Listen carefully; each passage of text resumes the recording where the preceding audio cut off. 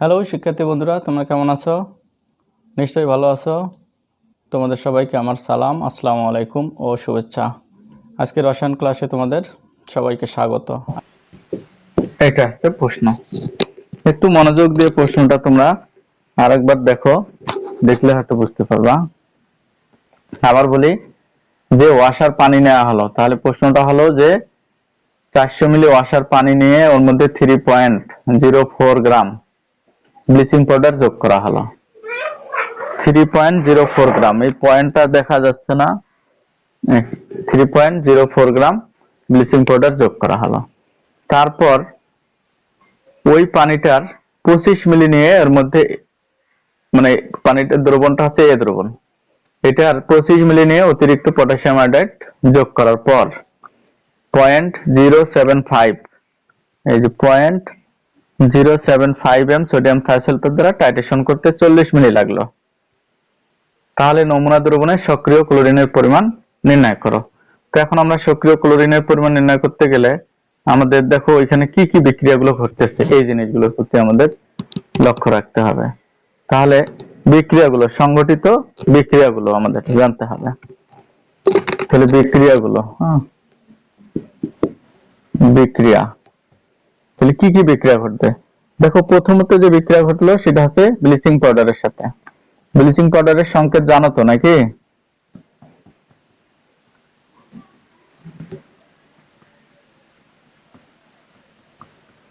এই যে এই বিক্রিয়াটা ঘটলো, এই দেখো প্রথম বিক্রিয়া হচ্ছে এটা। ব্লিচিং পাউডারের মধ্যে যখন পানি যোগ করা হয় তখন সেটা ক্লোরিন আর ক্যালসিয়াম হাইড্রোক্সাইড তৈরি করে। তাহলে এই যে ক্লোরিনটা তৈরি হলো, এটা সক্রিয় ক্লোরিন, মানে এটাই জীবাণুনাশক হিসেবে কাজ করে। বা পানির মধ্যে যদি কালার থাকে বা ময়লা আবর্জনা ডিসকালার হয়ে যায় পানিটা, তার কালারটা পরিষ্কার করে, ব্লিচ করে, মানে সেটাকে পরিষ্কার করে। এইটাকে বলা হচ্ছে সক্রিয় ক্লোরিন। এর মধ্যে সক্রিয় ক্লোরিনটার মধ্যে, অর্থাৎ এটা ক্লোরিন আছে এই পানির মধ্যে, এখন ওর মধ্যে কি দেয়া হলো? পটাশিয়াম আয়োডাইড দেয়া হলো। পটাশিয়াম আয়োডাইড ক্লোরিনের সাথে বিক্রিয়া করলে এখানে আয়োডিন তৈরি হবে আর হচ্ছে পটাশিয়াম ক্লোরাইড তৈরি হবে। দেখো এই আয়োডিনকে সরিয়ে দিয়ে ক্লোরিন প্রবেশ করে, কারণ সক্রিয়তায় এর অবস্থান আগে। মনে করো এ চেয়ারে বসে আছে, এর বস আসলো, চেয়ার ছেড়ে দিয়ে বসকে ওখানে বসালো, আর এ বের হয়ে দাঁড়িয়ে আছে। তাহলে আয়োডিনটা মুক্ত হলো। এই মুক্ত হলো কতটুকু আয়োডিন, এইটার পরিমাণ আমাদের বের করার জন্য কি করতে হবে? থায়োসালফেট দ্বারা টাইট্রেশন করতে হবে। Na2H2O3, এটা সমতাকৃত সমীকরণ আমরা জানি, এখানে 2 দিতে হবে। Na2S4O6 প্লাস আর কি হওয়ার কথা? 2Na। তাহলে এই পুরো সিস্টেমটাতে দেখো প্রথমে কি ঘটছে এটা আলাদা বিষয়। আয়োডাইড থেকে আয়োডিন বের হলো, আয়োডিনকে টাইট্রেশন করা হলো। এই পুরো সিস্টেমটাকে আমরা আয়োডোমিতি বলি। এখন আমাদের যে কাজটা হচ্ছে, আমাদের বের করতে হবে কি? আমাদের বের করতে হবে ক্লোরিনের পরিমাণ। এই বিক্রিয়াটাতে আমাদের দেখতে হবে যে এইটা যদি হয় 1 মোল, তাহলে এইটাও হচ্ছে 1 মোল। দেখো আবার এইটা যদি 1 মোল হয়, তাহলে এটাও হচ্ছে 1 মোল। আবার যদি এইটা 2 মোল হয়, তাহলে এটা হচ্ছে কত মোল? 1 মোল। তো এখানে আমরা যদি চিন্তা করি, নিচ থেকে আগে উপরে যাই, আমরা বের করব ক্লোরিনের পরিমাণ। এইটা জানা আছে আর ক্লোরিনটা জানা নেই, কিন্তু আয়োডিনের সাথে মিলাতে হবে আমাদের। তাহলে 2 মোল Na2H2O3, 2 মোল Na2O3 সমতুল 1 মোল আয়োডিন। আবার সমতুল 1 মোল আয়োডিন মানে হচ্ছে 1 মোল ক্লোরিন, 1 মোল ক্লোরিন। তো অতএব আমরা কিন্তু ক্লোরিনের পরিমাণটা বের করব। তো অতএব আমরা বলতে পারি 1 মোল Na2H2O3 সমতুল হাফ মোল, অর্থাৎ এই দুইটা এখানে আমাদের আয়োডিনটা দরকার নেই, আয়োডিন দিয়ে ক্লোরিন মেলাচ্ছি, এত মোল ক্লোরিন। এইটা হলো আমাদের মূল কি পয়েন্ট বলা যায়, অর্থাৎ এইটাই হচ্ছে আমাদের হিসাবের মূল। এখন এইখান থেকে তোমাদের গতদিন বলছিলাম যে ভলু আর কলু বলে একটা কথা আছে, ভলিউমেট্রিক আর কলোমেট্রিক দুইটা পদ্ধতিতে আমরা যেতে পারি। ঠিক এই দুইটা পদ্ধতিতে যেতে পারি, অথবা মোল সংখ্যা সিস্টেমেও আমরা এটা করতে পারি। তো যদি মনে করো তোমরা মোল সংখ্যা সিস্টেমে করতে চাও, তো ধরে নিলাম এটা মোল সংখ্যা সিস্টেমে করতে পারি। তাহলে আমরা জানি এর মোল আর ওর মোল আমরা লিখতে পারি n Na2H2O3 আর হচ্ছে n Cl2 সমতুল ও সমান। তাহলে এর মোল সংখ্যা কত? 1 আর এর মোল সংখ্যা কত? হাফ, মানে হচ্ছে 0.5। এটা লিখতে পারি। তাহলে একটা এসে যায়, একটা এসে মোল সংখ্যার অনুপাত আমরা পেলাম। আমরা জানি যে n সমান VL আর S, এই একটা সূত্র আমরা আগে থেকেই শিখছি। তাহলে এইটার পরিবর্তে আমরা VL আর S লিখবো, এটার পরিবর্তে। তাহলে আমরা এখানে লিখে ফেলি উপরেরটাতে VL আর S, এটা কার? এটা Na2H2O3 এর। আর এরটা VL আর S লেখা দরকার নাই, এর কিন্তু পরিমাণ বের করতে হবে। তাহলে এর কিন্তু আয়তনও দেয়া নাই, তারপরে হচ্ছে ঘনমাত্রাও দেয়া নাই। তাহলে এইটাকে আমরা ওইখানে নিয়ে যাই। এটা দিয়ে ভাগ করলে কত হয়?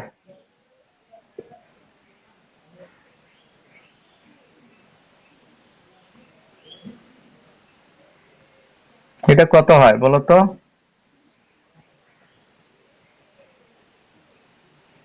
2 হবে। 2 হয়। তো এরপর আমরা এটাকে কি করতে পারি? দেখো, এটা আমরা ওই পাশে নিয়ে যাব। তাহলে এই যে VL আর S, এটা কিন্তু থায়োসালফেটের Na2H2O3 এর। VL মানে হচ্ছে লিটারে আয়তন। এবার 2 ইন্টু NCl2 আমরা লিখতে পারি, বা এইটার কিন্তু পরিমাণ দেয়া আছে। এটা কত মিলি ছিল? থায়োসালফেটের আয়তন 40 মিলি। দেখো তোমরা 40 মিলি ছিল, 40, কিন্তু এটা মিলি ছিল। এটা লিটার করতে গেলে 1000 দিয়ে ভাগ, 10⁻³ ঘনমাত্রাটা ছিল 0.075, এটা ছিল। আর এইটাকে আমরা কিভাবে তাহলে নিয়ে আসতে পারি? দেখো n সমান আমরা কিন্তু এটা লিখতে পারি W ভাগ m লিখতে পারি কিনা? ভর ভাগ আণবিক ভর, ভরকে আণবিক ভর দিয়ে ভাগ দিলে মোল বের হয়। তাহলে n এর কিন্তু ওটাও একটা সূত্র। n এর জন্য 5টা আমরা সূত্র ব্যবহার করতে পারি। তাহলে 5টার মধ্যে যে এটা একটা V আর S, একটা W ভাগ m, আমি বলবো এখন পরে এগুলো। তাহলে এটা একটা হলো। তো এইখানে আমরা 2 লিখে n এর জায়গায় আমরা লিখবো W ভাগ m। তো সমান দিয়ে W মনে হচ্ছে এটা বের করব আমরা 2W, m মানে হচ্ছে ক্লোরিনের আণবিক ভর। হ্যাঁ, ক্লোরিন হচ্ছে 35.5 গুণ 2, দুইটা আছে, এই জন্য হবে 71।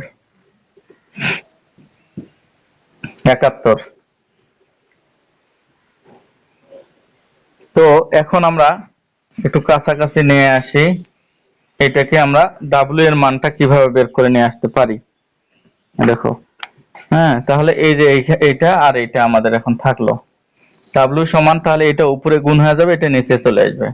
অতএব আমরা লিখবো W সমান, এই Wটা কিন্তু ক্লোরিনের, W সমান হচ্ছে এইটা থাকবে 40 গুণ 10⁻³ ইন্টু 0.075 ইন্টু 71টা উপরে চলে যায় আর 2 নিচে আসে।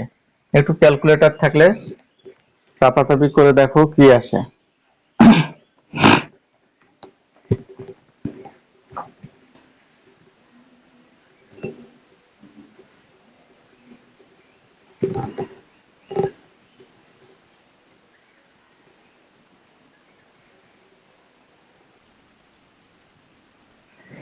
আচ্ছা, তাহলে হলো 0.1065। এটা কিন্তু ভর, হ্যাঁ, এটা আসবে গ্রামে। তাহলে ক্লোরিন পাওয়া গেলো এত গ্রাম। কিন্তু প্রশ্নটা হলো, ওই যে ক্লোরিনটা নেওয়া হয়েছিল 400 মিলি দ্রবণ ছিল, সেই 400 মিলি থেকে কত মিলি নিয়ে এই কাজটা আমরা করছিলাম?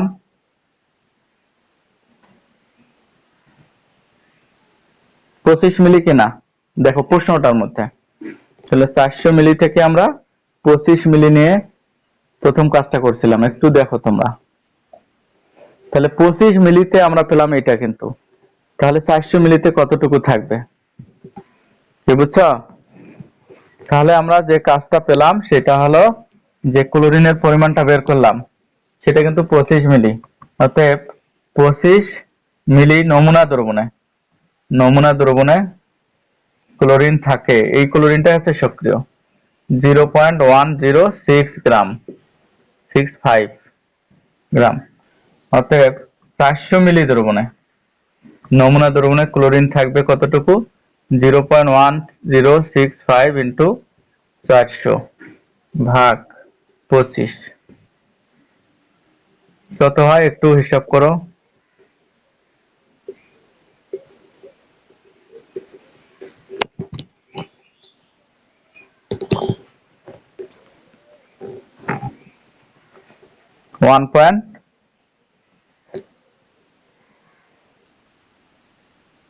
1.704, এই এত গ্রাম, এটাই হলো অ্যান্সার। সক্রিয় ক্লোরিনের পরিমাণ এতটুকু।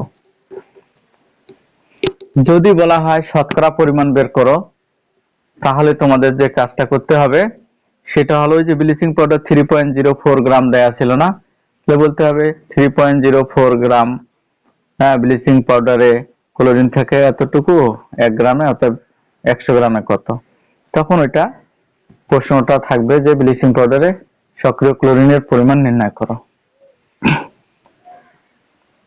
ওকে, তাহলে এটা একটা আইটেম আমরা পেলাম।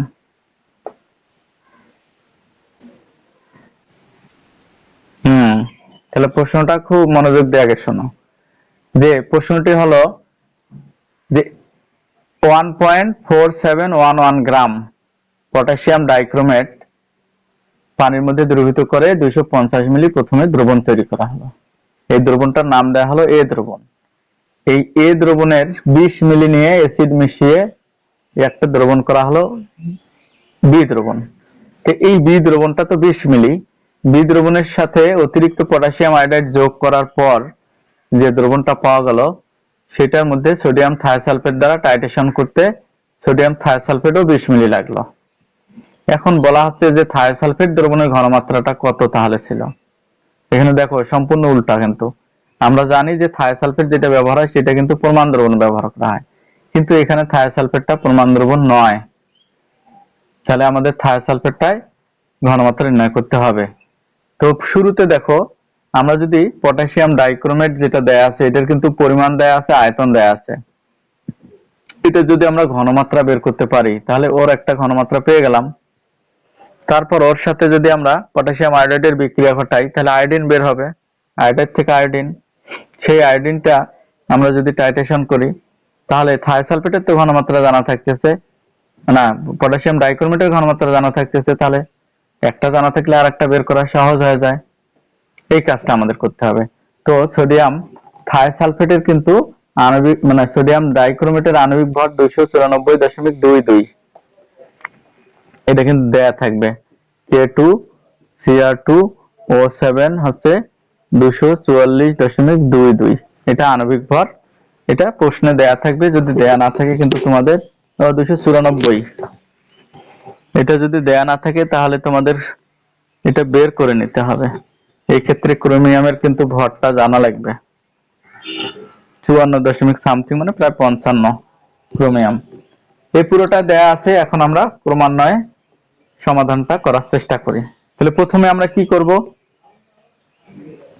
প্রথম কাজটি হবে আমাদের এইটার ঘনমাত্রা বের করা। দ্বিতীয় কাজটি হচ্ছে এটার সাথে এটার বিক্রিয়া করা, করলে আয়োডিন মুক্ত হবে। তৃতীয় কাজটা হচ্ছে ওই আয়োডিনের সাথে এর বিক্রিয়া করা। তারপর তিনটা সমন্বয় করে ইকুইভ্যালেন্ট করে আমাদের অ্যান্সারে আসতে হবে। তো শুরু করি। থায়োসালফেট দ্রবণের ঘনমাত্রা নির্ণয়, না থায়োসালফেট না, ডাইক্রোমেট। তাহলে K2Cr2O7 এর ঘনমাত্রা নির্ণয়। তো আমরা জানি S সমান W ভাগ M ইন্টু 1000 ভাগ V, এই সূত্রটা তো জানি কমন, তাই না? তাহলে W এর পরিমাণ কত ছিল বলো তো দেখি, 1.4711, 1.4711। এর আণবিক ভরও দেয়া আছে, এই যে আণবিক ভর 294.22 ইন্টু 1000, ভি এর মান 250 মিলি। তো এবার একটু বের করে ফেলো, 0 পয়েন্ট কিছু একটা হবে।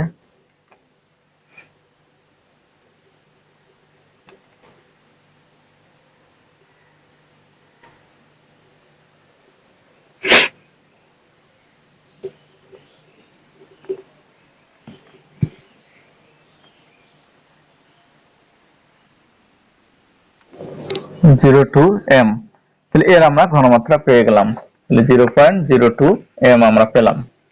এটা একটা কাজ। 2 নম্বর কাজটা কি বলছিলাম, যে এখন বিক্রিয়াগুলোতে আমরা যাব, তাহলে এটার কাজ শেষ। এবার আমাদের ঘনমাত্রাটা কিন্তু তোমাদের জানা থাকলো। বিক্রিয়া সমূহ, বিক্রিয়া সমূহ এটা দরকার নেই, বিক্রিয়া সমূহ। তাহলে বিক্রিয়াগুলো কি কি, K2Cr2O7, এটা কিন্তু অম্লীয় হয়ে গেল, বিদ্রবণে যখন গেল তখন অম্লীয় হয়ে গেল। H2SO4, আর অম্লীয় দ্রবণের সাথে পটাশিয়াম আয়োডাইড যদি মেশানো হয়, তাহলে আয়োডাইডটা কি হবে, আয়োডিনে পরিণত হবে। দেখো এখানে হবে iodine plus chromium sulphate plus potassium iodide plus পানি হবে, বা পটাশিয়াম আয়োডাইড না, পটাশিয়াম সালফেট হবে, আর হবে পানি। পানি এখন এটা কিন্তু সমতা নাই, তো তাৎক্ষণিক তোমরা এখন এটা সমতা করতে গেলে কি করতে হবে তোমাদের, তোমাদের এটা তাৎক্ষণিক যদি সমতা করতে যাও, পানিটা আমি এই পাশে দেই কারণ এখানে জায়গা লাগবে, জায়গা লাগবে। তাৎক্ষণিক সমতা যদি করতে না পারো, তাহলে সমতা করার কিন্তু কিছু সিস্টেম আমাদের জানা আছে। সমতা করার সিস্টেমগুলো কি, জারণ সংখ্যা ব্যবহার করে। যেমন এই ক্রোমিয়ামটার জারণ মান কিন্তু +6, আর এখানে ক্রোমিয়ামের জারণ মান +3। আর প্রথম কাজটা ছিল K2Cr2O7 plus sulphuric acid plus potassium iodide. এইটা থেকে আমাদের এই পাশে কিন্তু আয়োডিন হবে, আয়োডাইড থাকলে আয়োডিন হয়। আর ক্রোমিয়ামটা অম্লীয় মাধ্যমে ক্রোমিয়াম সালফেট হয়, Cr2SO4 3, আর হবে পটাশিয়াম সালফেট, এটার সামনে একটু ফাঁকা রাখতে হবে, আর হবে পানি।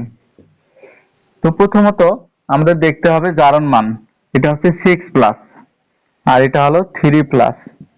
তো দেখো জারণ মানটা পার্থক্য 3, কিন্তু বিক্রিয়কের পরমাণু দেখতে হবে, বিক্রিয়কের একটা পরমাণুর জন্য 3, তাহলে দুইটা পরমাণুর জন্য মোট পার্থক্য হবে 6, তাহলে এর পার্থক্যটা এর সামনে। আয়োডিন কিন্তু এখন 6টা হলো, তাহলে 6টা মিলাতে গেলে এখানে 3 দিতে হচ্ছে।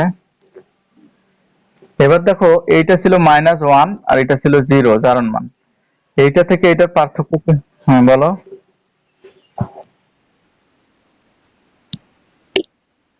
হুম, হ্যাঁ হ্যাঁ, পার্থক্যটা তত, কিন্তু বিক্রিয়কের ক্ষেত্রে এটা উৎপাদে দেখা যাবে না। বিক্রিয়কে যেহেতু দুইটা পরমাণু আছে, পার্থক্যটা ঘটেছে একটা পরমাণু। আমরা যে জারণ মানটা বের করছি এটা একটা পরমাণুর জন্য জারণ মান, কিন্তু আছে তো দুইটা পরমাণু, তো দুইটা পরমাণুর জন্য মোট পার্থক্য হবে 6। উৎপাদে কিন্তু দেখা যাবে না পরমাণুর সংখ্যা, দেখতে হবে বিক্রিয়কে। এটা -1, এটা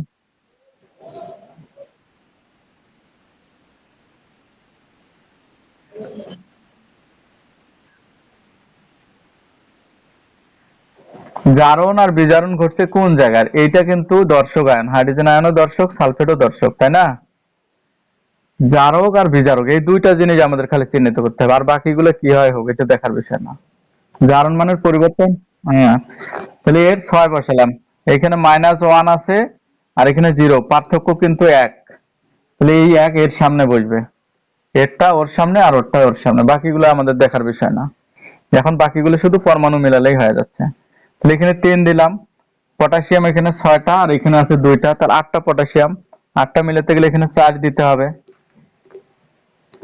4 দিতে গিয়ে আমরা এখন সালফেট গুলো মিলাতে পারি, এখানে 4টা সালফেট, এখানে 3টা সালফেট, কয়টা হলো 7টা, তাহলে সালফিউরিক অ্যাসিডের সামনে 7 দিতে পারি, সালফেট 7টা মিলে গেল। এই 7টা হাইড্রোজেন H2 আছে, তাহলে পানির সামনেও 7 দিতে পারি। ওকে, এটা মিলে গেল। তাহলে এই বিক্রিয়াটা আমরা জানতে পারলাম। আর আয়োডিনের যে আয়োডিনটা তৈরি হলো, আয়োডাইড তাহলে আয়োডিনে পরিণত হলো, এই আয়োডিনের পরিমাণ আমরা থায়োসালফেট দিয়ে নির্ণয় করি। তো এখানে আয়োডিনটার সাথে এর বিক্রিয়াটা এরকম, এটা সমতা মুখস্থ আছে তোমাদের। এখন তোমরা দেখো যে আমরা এটা মোল সংখ্যা পদ্ধতিতে যাব। দেখো আয়োডিন আছে 1 মোল, এটা হচ্ছে 2 মোল। এখানে দেখো আয়োডিন আছে 3 মোল, এখানে হচ্ছে এই জিনিসটা হচ্ছে 1 মোল। তো আমরা তাহলে এইটাকে যদি আমরা 1 নম্বর ধরি আর এটাকে যদি আমরা 2 নম্বর ধরি, তো দেখো 1 হতে আমরা কি পাচ্ছি, মোল সংখ্যাগুলো আমরা দেখতেছি। 1 মোল K2Cr2O7 সমতুল 3 মোল আয়োডিন। 2 হতে যদি আমরা দেখি, 2 নম্বর 2 হতে পাই, দেখো 1 মোল না, হ্যাঁ 1 মোল আয়োডিন সমতুল 2 মোল Na2H2O3। তো আমরা কোনটাকে সমান করব বলতো? আয়োডিনটাকে।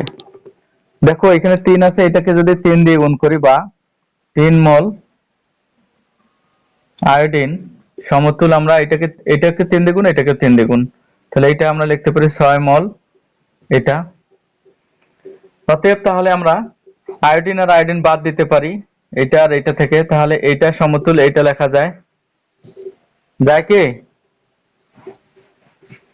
বিক্রিয়ার কাজ শেষ। অতএব আমরা কি লিখতে পারি, 1 মোল K2Cr2O7 সমতুল 6 মোল Na2H2O3।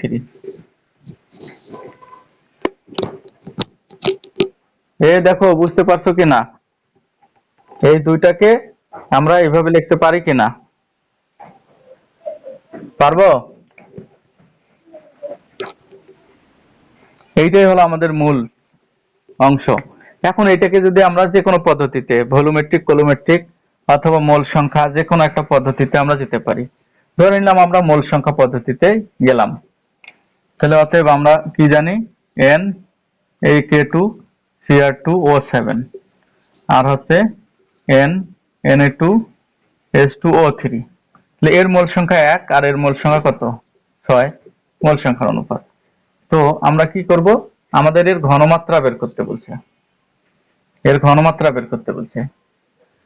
তো আমরা এটাকে গুণ করতে পারি, আর এইভাবে গুণ করলে কোনো সমস্যা নাই। তো এটাকে আমরা লিখি VL আর S, লিখে K2Cr2O7 লিখলাম। এটাও লিখলাম VL আর S, লিখে Na2H2O3 সমান 1/6। একটু তোমরা লক্ষ্য করো, এটার কিন্তু আয়তন দেয়া ছিল, ওটা কত মিলি নেওয়া হয়েছিল বলো তো এখন? 20 মিলি কিনা?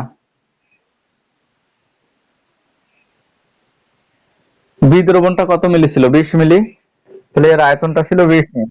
এই 20 মিলি ইন্টু 10⁻³ আর এটার ঘনমাত্রা কিন্তু ছিল 0.02।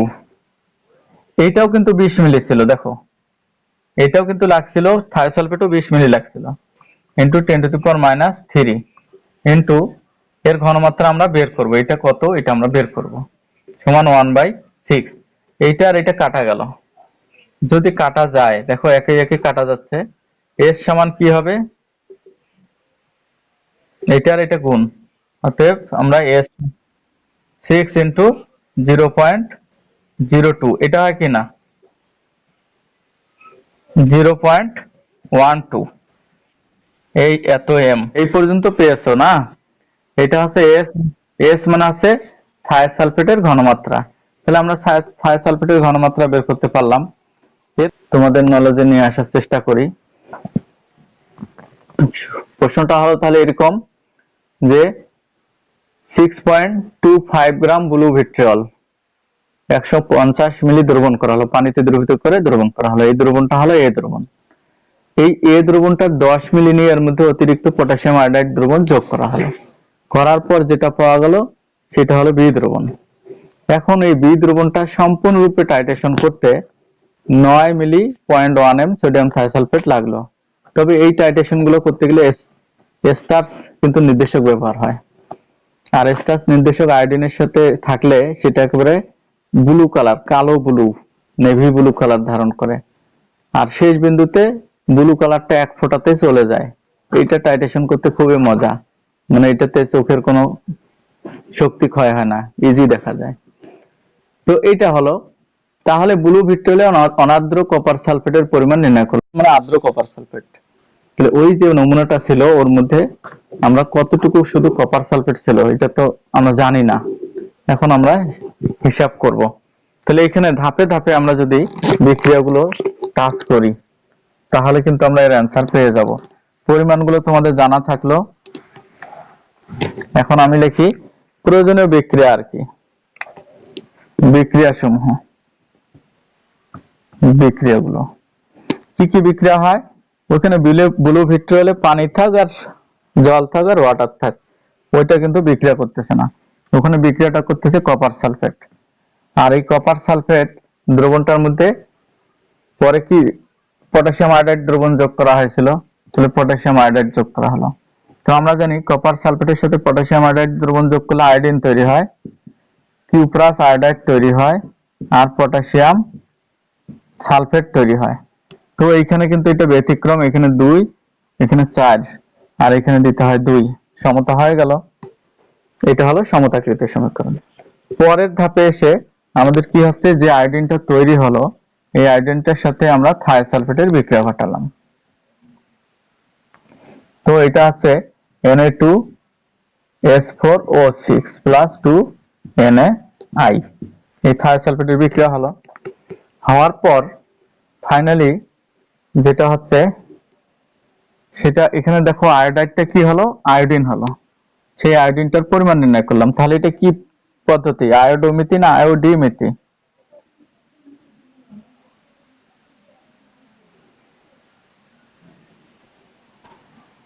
বলো, আয়োডি না আয়োডোমিতি? হ্যাঁ, আয়োডোমিতি। তো এইটাতে দেখো আমরা মোল সংখ্যা দিয়ে আমরা হিসাব করতেছি, এটা হচ্ছে 2 মোল কপার সালফেট আমরা বের করবো, তাহলে 2 মোল কপার সালফেট আছে, এটা তৈরি হলো 1 মোল, 1 মোল। এখানে দেখো 1 মোল আর এটা হলো 2 মোল, এই জিনিসটা। তো এখানে আমরা তাহলে কি লিখতে পারি, আমরা এইভাবে লিখতে পারি কিনা, 2 মোল কপার সালফেট সমতুল 1 মোল আয়োডিন সমতুল 2 মোল Na2S2O3, এটা লেখা যায়। তো অতএব আমরা এটা লিখতে পারি যে এর 2 আর এর 2 তুলে দিতে পারি কিনা, কপার সালফেট সমতুল 2 মোল Na2S2O3। অতএব আমরা এটা লিখতে পারি 1 মোল কপার সালফেট সমতুল 1 মোল থায়োসালফেট। আমাদের কি পয়েন্ট হলো, এই যে এইটুকু 1 মোলের সাথে 1 মোল, এটা। এইখান থেকে আমরা এখন চলে আসব অ্যান্সারে। তো ওই মোল সংখ্যা পদ্ধতিতে আমরা আসি। মোল সংখ্যা পদ্ধতি, n কপার সালফেট দিলাম আর আমরা n দিলাম থায়োসালফেট, এর মোল সংখ্যার অনুপাত 1 আর 1 হলো। তো দেয়া আছে কাঠটার পরিমাণ নির্ণয় করব, কাঠটার বলো দেখি।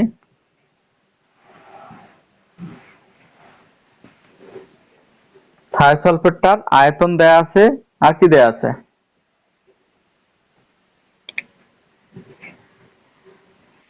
ঘনমাত্রা দেয়া আছে, কিন্তু এটার পরিমাণ দেয়া আছে, আমরা এর পরিমাণ নির্ণয় করব। তাহলে বা আমরা এই যে এই অংশটা, এটাকে আমরা পরিমাণ নির্ণয়ের সূত্রে নিয়ে আসি, W/M।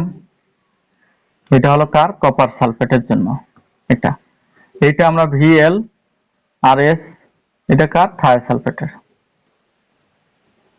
সমান 1/1। বা এটা এই পাশে এটা এই পাশে লেখা যায়। হ্যাঁ, W এর পরিমাণটা আমরা বের করব, M মানে হচ্ছে কপার সালফেটের আণবিক ভর।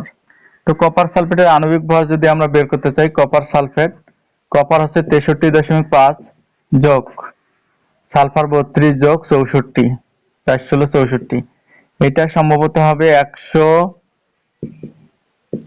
এরকম বোধহয় হতে পারে যতদূর মনে হয়। আণবিক ভরটা কপার সালফেট, এটা কার? কপার সালফেট, এটাও কিন্তু কপার সালফেট। সমান এই পাশে আমরা লিখতে পারি ভিএল আর হচ্ছে এস, এই লাইনটা আরেকবার লিখলাম আমি, Na2S2O3, বা এটার পরিমাণটা আমরা বের করব, আর এটা হচ্ছে 1,5,9.5 সমান এটার আয়তন কত দেয়া ছিল থায়োসালফেটের?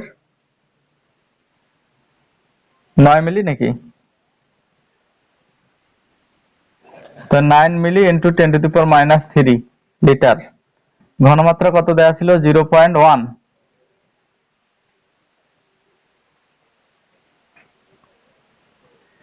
ঘনমাত্রা কি 0.1 ছিল? ঠিক আছে, তাহলে এটার সাথে এটা গুণ হবে, আর কিছু না। W সমান হচ্ছে 9 ইন্টু 10⁻³ ইন্টু 0.1 ইন্টু 1,5,9,5। এটা হিসাব করো তো কত আসে?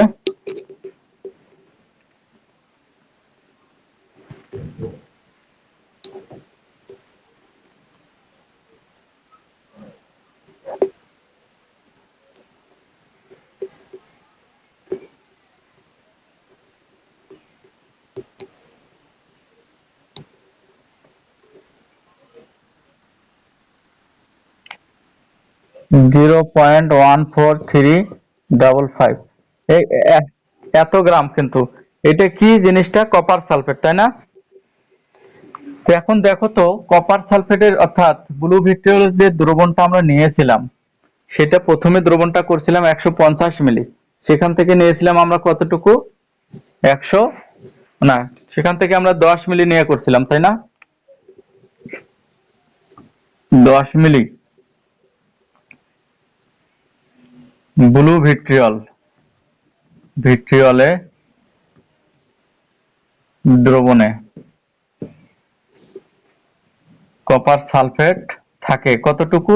এই যে এটা থাকে, তাহলে 10 মিলি ব্লু ভিট্রিয়লের দ্রবণে কপার সালফেট থাকে 0.14355 গ্রাম। অতএব 150 মিলি কিন্তু দ্রবণটা ছিল, ব্লু ভিট্রিয়লের দ্রবণে কপার সালফেট থাকবে 0.14355 ইন্টু 150 আর 10 কত হয় একটু হিসাব করে দেখি।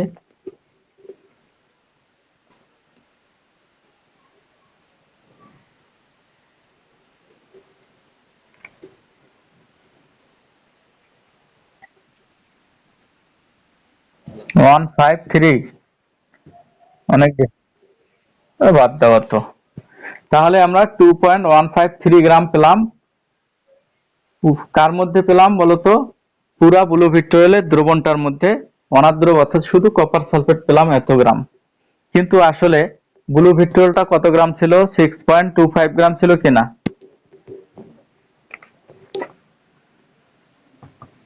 6.25 গ্রাম। দেখো, ব্লু ভিট্রিয়ল কিন্তু আমরা ওর মধ্যে দ্রবীভূত করেছিলাম। ব্লু ভিট্রিয়লে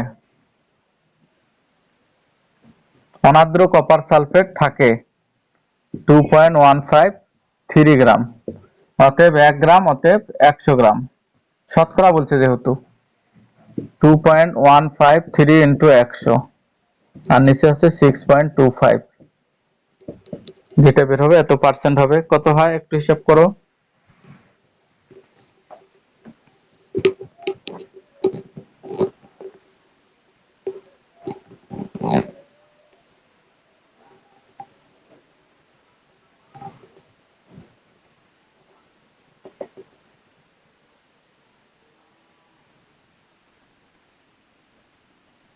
(34.448) এই এত গ্রাম মানে এত পার্সেন্ট হয় শতকরা। তাহলে অ্যান্সারটা হবে 34.45% আর কি, প্রায়। এই পার্সেন্টেজটা কিন্তু ভরের সাথে ভর মেলালাম, এটাকে আমরা WW বলতে পারি। তো এই হলো আমাদের